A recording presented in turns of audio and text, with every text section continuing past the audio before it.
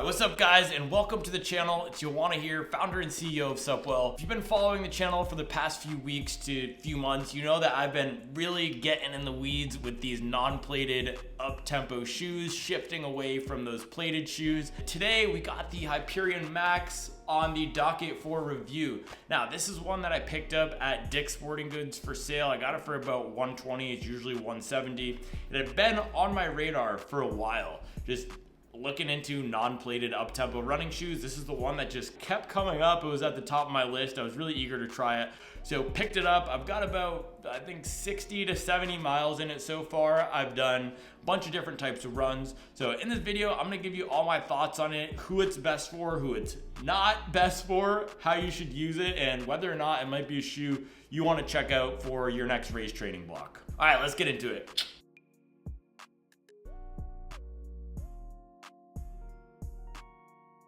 To overview, the Brooks Hyperion Max is a lightweight up-tempo shoe. It uses a firmer supercritical EVA in this midsole blended with a nice rocker profile up front to put you up on your toes and encourage you to push the pace. It's coming in at the lighter side. It's 7.8 ounces, and we've got a stack of 26 millimeters up in the heel and 18 millimeters in the forefoot for an 8 millimeter drop. Like I mentioned up at the top, this is $170, but if you do some digging, you can start to find it around $120, $130. Dick's Sporting Goods is having some sales where they'll let you see the price if you put it in your cart, and I do anticipate we'll see a version 2 of this within the next 6 to 12 months. So if you do want to hold out for $100 or sub $100 prices, I anticipate you'll be able to get those pretty soon. So the midsole is really what makes or breaks any shoe, but in this it is really controversial, divisive, whatever word you want to throw at it. So let me tell you all the different types of runs I've done in this shoe and my experience with it on those runs. So first run I did out of this was an 8-mile aerobic pace run out of the box. I had done a double the day before, so 2 runs. One of those was a workout. Then second one was on the treadmill at the gym, followed by a squatting session. So my legs were absolutely murked when I tried this for the first time. Let me tell you, that was a bad choice. The foam on here, especially out of the box, is extremely firm. I almost want to call this thing the David Goggins of running shoes because it stays hard, man. It does not soften up. And so on that first run, I was struggling. I did 8 miles. I ended up pushing the pace, even though it was supposed to be a recovery run, just because I could not get along with this at a slower than 8-minute pace, which for me is my recovery zone. So I ended up pushing the pace down into the mid 7s, low 7s, which I paid for throughout the rest of that week. But it felt okay in there, nothing special, nothing great. Next run I did in it was a 16-mile long run. So I had that 8 miles, and then on the weekend I did a 16-mile long run. So I was pretty smooth throughout that run. I was in the low 7s range, my aerobic to steady-ish range for me. And it felt really good. There was nothing of note, nothing that was blowing me away, but it felt pretty good up until mile 11, 12. And that's where the issue started to develop, especially with this left guy here. And one of the things that I picked up was around the back. You'll see there's a sharp cutoff. Let me get a shoe to compare this to. All right, so let's compare these two.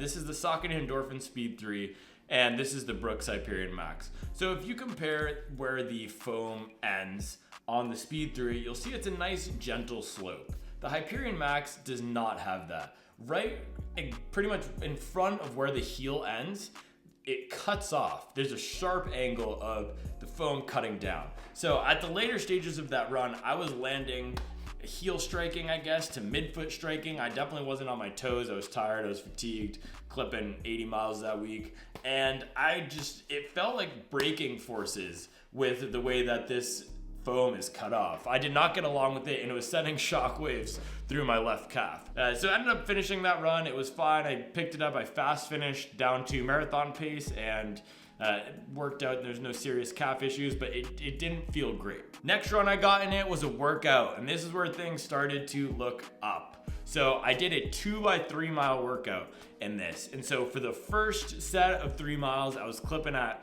around 7 flat. That's my friend's workout pace. I was running with him. And then for the second 3 miles, I picked it up down to half marathon pace, or running roughly 6 flat. And that's really where this thing started to pick up and shine for me. I had to be at marathon pace or faster is what I realized with this. So for the past 2 weeks, I've been doing my half marathon race pace workouts in these, and they have been a dream.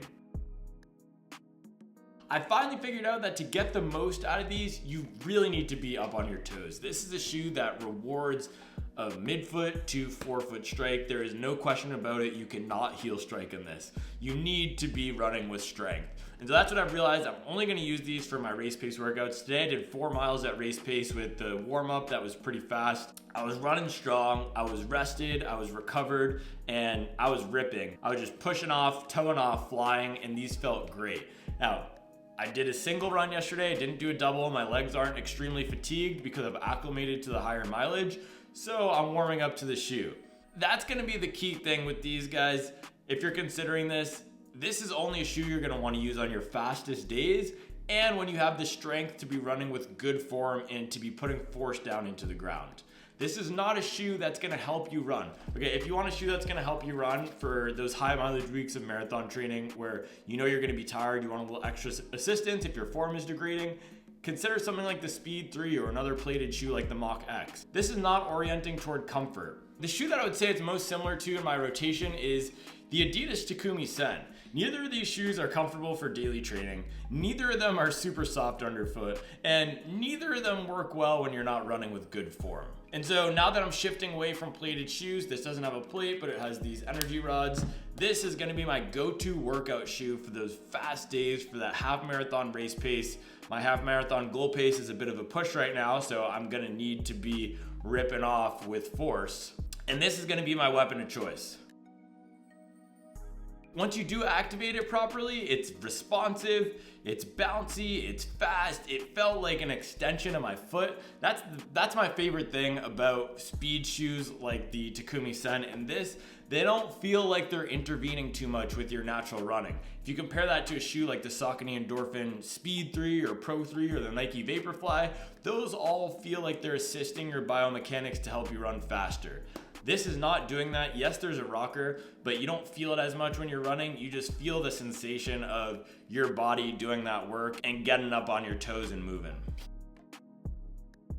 In terms of the upper on this, I initially found it kind of stiff. I do think that you have to work with the laces a bit to get a good lockdown, especially the first few times, but once you find that sweet spot, there's no issues with dialing it in. Also, the tongue is not gusseted, you can see. We flopping, we got a floppy tongue here, but it is connected to the laces. I've had no issues with my tongue. I rarely have issues with lacing shoes though. I do wanna note it's a bit long, so I got a 10.5 US men's, that's my normal size I get and everything. There is a bit of room in the toes, but I don't mind that because my feet get pretty banged up, so I don't mind a little bit extra space. It's very breathable. I've been running in 80, 85, 90 degree weather with these and haven't found any issues. All right, last, my favorite part, outsole. So the outsole on these is great. It is very thick and it's holding up pretty well through the first 50 miles. You can see back here, this tends to be my highest wear area on daily trainers. This isn't a daily trainer, but I still scuff even when I am running with good form. And then we can see up here, this rubber basically looks new at 50 miles. So I anticipate, especially because this is an EVA, supercritical EVA that's firmer foams for me tend to last longer. I anticipate I can get well over 350 miles, which is usually my target retirement point for these shoes. In terms of who this is best for, this is gonna be good for either a bigger runner or a taller runner who wants a shoe that's firm enough to support them in their faster days. Or it's gonna be good for you if you're looking to build strength and looking for that non-plated workout shoe that's not gonna assist you a ton on those fastest days. So if you're coming from something like the Speed 3, this is gonna be a really harsh reality. It might be a kind of a slap in the face when you first try it the first few times, but it will help you develop more muscles, more strength, more confidence in your own running ability because it's not gonna do the work for you. In terms of who this is not for, if you are reaching up into the highest echelons of mileage, areas that you've never been before, your legs are feeling beat up, you just want to make it through the second half of your marathon training block or whatever it is, don't get the Hyperion Max. Okay, trust me, don't get this. Go for the Saucony Endorphin Speed 3, go for the Hoka Mach X, go for the Adidas Boston, go for something that's gonna be a little bit more comfortable, have some more cushion underfoot, and help you do some of that work of running. If you're trying to hit that marathon PR and feeling pretty banged up, this isn't going to be the best shoe to support you through the rest of the training. But if you are looking to build strength and you're okay with a bit of an adjustment period and like a firmer feel, then this is going to be a great one for you. All right, guys, so there you have it. Those are my full thoughts on the Brooks Hyperion Max. As I mentioned, this is going to be my workout shoe of choice for the rest of my training block. As always, thank you for liking, thank you for subscribing, and I'll make sure to keep you up to date on the latest and greatest in the world of performance running.